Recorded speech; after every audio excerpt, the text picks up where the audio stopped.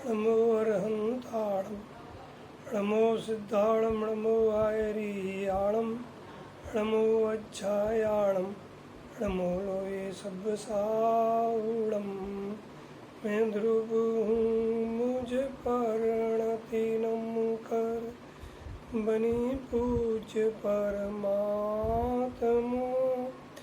उसने सारे जग को बताया, परम पूज्य ध्रुव आत्मा। ये इंद्रदृष्टि प्रकाश प्रश्नोत्तरी नामक ग्रंथ है, जिसमें से आज 8वें नंबर के प्रश्न पर थोड़ी सी चर्चा करनी है।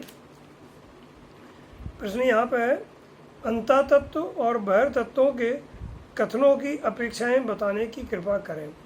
मैंने कब कौन सा तत्व अंतःतत्व हो जाता है और कौन सा तत्व बहिर्तत्व हो जाता है। जो बहिर्तत्व था वो अंतःतत्व में गिना जाता है, जो अंतःतत्व था वो बहिर्तत्व में गिना जाता है, फिर जो अंतःतत्व था उसे भी बहिर्तत्व में गिन लेते हैं। तो ऐसा कब होता है, इस संबंधी प्रश्न है। उत्तर देखें सुगानी जी क्या कहना चाहते हैं। नंबर 1, जब कर्म को अंतःतत्व कहें तब नो कर्म को बहिर्तत्व कहते हैं। कर्म जब अंतर्तत्व होता है तो नो कर्म बहिर्तत्व माना जाता है। नंबर 2, जब अशुद्ध पर्याय को अंतःतत्व कहेंगे तब द्रव्य कर्म को बहिर्तत्व कहेंगे। पहले कर्म अंतःतत्व था तो नो कर्म बहिर थे।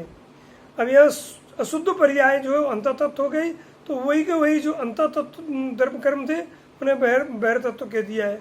नंबर 3, जब अशुद्ध पर्याय को अंतःतत्व कहेंगे,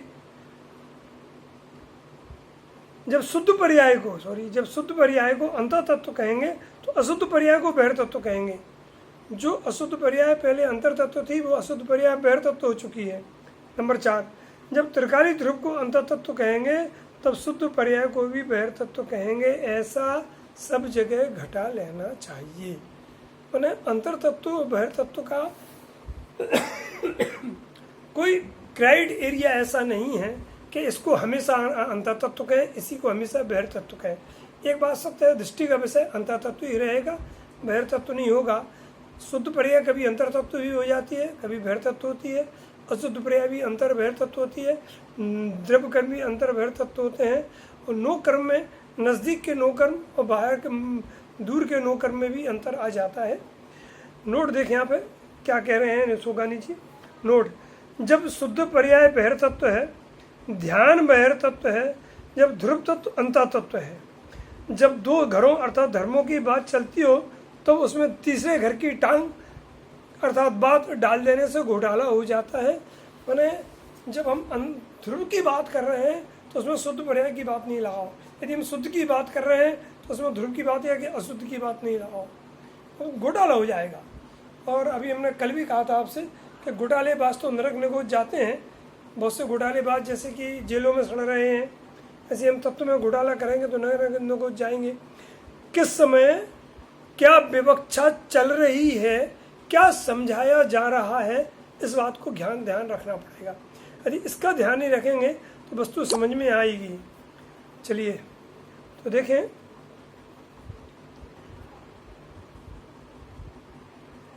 कि जब कर्म को अंतःतत्व कहेंगे तो नो कर्म बहिर्तत्व में चला जाएगा। क्यों जाएगा? वैसे सभी बहिर्तत्व हैं दृष्टि के विषय के अलावा तो, लेकिन विवक्षा भेद से नो कर्म बहिर्तत्व है, कर्म दिखाई नहीं देते हैं।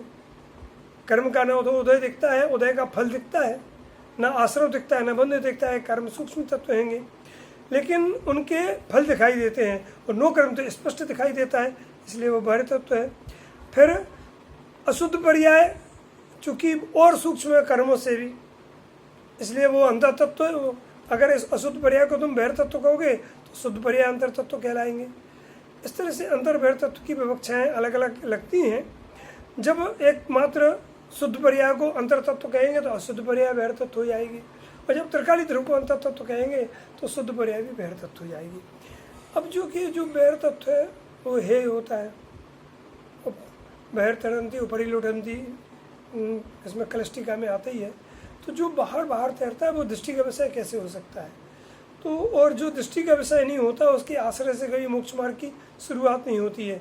मोक्ष मार्ग की शुरुआत वृद्धि और पूर्णता एकमात्र दृष्टि के विषय से ही होती है। तो जो मैं शुद्ध अंतर तत्व हूँ, त्रिकाली ध्रुव परमात्मा, जिसके सामने निर्मल पर्याय भी बहिर तत्व होती है, तो फिर दूसरे की तो बात ही क्या है। इस तरह से हमें अपनी इस व्यवस्था को समझना है। नोट को फिर से देखें। जब शुद्ध पर्याय बहिर तत्व है, ध्यान बहिर तत्व है, तब ध्रुव तत्व अंतर तत्व है। जब दो घरों की बात चलती हो तो तीसरे की टांग उसमें नहीं लगाना चाहिए, उससे घोटाला हो जाता है। इतनी बात आज अपन ने की है। उदाहरण भी देखें अपन, थोड़ा छोटा सा। अगर मान लो घर में कोई बात चलती हो, तो जिस उद्देश्य से बात चल रही हो उससे हटके अगर कोई घर का सदस्य दूसरी बात बीच में डाले तो उसे टोक देते कि बीच में मत बोलो, अभी ये एजेंडे का विषय ये नहीं है। इसी प्रकार मान के चलो हमें अपने गांव में पंचकला कराना है, शिविर लगाना है, और फिर कोई कैसा मंदिर भी तो बनना है, तो ये मंदिर बनना है नहीं बनना है, अधूरा है पूरा है, इसकी चर्चा अभी नहीं है, अभी तो शिविर लगाना है, इसकी बात करो। इसी तरह जब एक तत्व की मुख्यता से बात की जाती है तो दूसरे तत्व को उसमें नहीं लगाना चाहिए। ये वस्तु व्यवस्था समझना चाहिए, तभी हम यथार्थ तत्व को समझ पाएंगे, अन्यथा तत्व को सत्य ग्रहण नहीं कर सकेंगे। जा वाणी के ज्ञान थे सूझे लोक आलोक, सो वाणी मस्तक नमो सदा दे तू लोग। परम कृपालु सदगुरुदेव की जय हो। पूज्य निहाल भाई सोगानी की जय हो। समस्त ज्ञानी भगवंतों की जय हो। गुणगुण आचार्य अनंत उपकारी समस्त आचार्य